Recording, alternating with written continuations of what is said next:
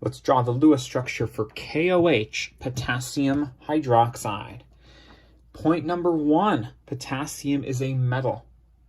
Hydroxide is made of nonmetals, and more importantly, hydroxide itself is a polyatomic ion. Potassium wants a +1 charge. I happen to know that because it's in group 1 of the periodic table. And hydroxide is probably one of those polyatomic ions your teacher wanted you to memorize, OH, with a -1 charge. Now, the attraction between those two is ionic, but how is the OH held together? Well, I got an answer for you.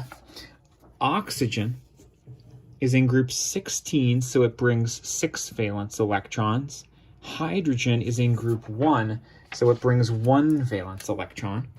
That's 6 from oxygen, 1 from hydrogen, and this -1 charge is because the particle has 1 more electron than you thought it did. That means we have 8 valence electrons total, and to draw the Lewis structure of OH-, I'm going to give myself an O bonded to an H. Now, after I've drawn those bonded together, I need to complete the octet on most of the atoms here. I say most because hydrogen is an exception to the octet rule. It's happy with this 1 bond here. But oxygen, along with other nonmetals like carbon, nitrogen, and fluorine, need 8 electrons in their outer shell to be stable.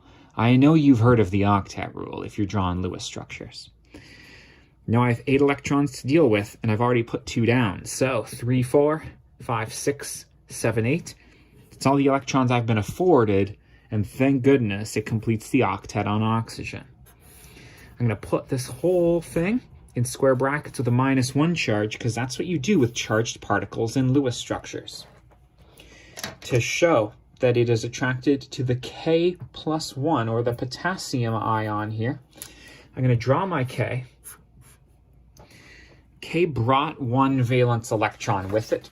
Again, I know that because it's in group 1 of the periodic table, but it lost that electron. That's why it has the +1 charge. So I'm going to draw it naked with no dots around it, even though it brought 1, and give it the +1 charge to show that it lost that electron. There's your completed Lewis structure for potassium hydroxide. I'm going to make a point because I think I know what your teacher's trying to get at here. This bond between the 2 nonmetals, O and H, inside of the hydroxide ion is a covalent bond. It is a sharing of electrons between these 2 atoms. But the attraction between this +1 ion and this -1 ion, which we never actually draw, but I'm going to draw it here for you, is an ionic bond. Because it's, again, a bond between ions, between oppositely charged particles. Cool!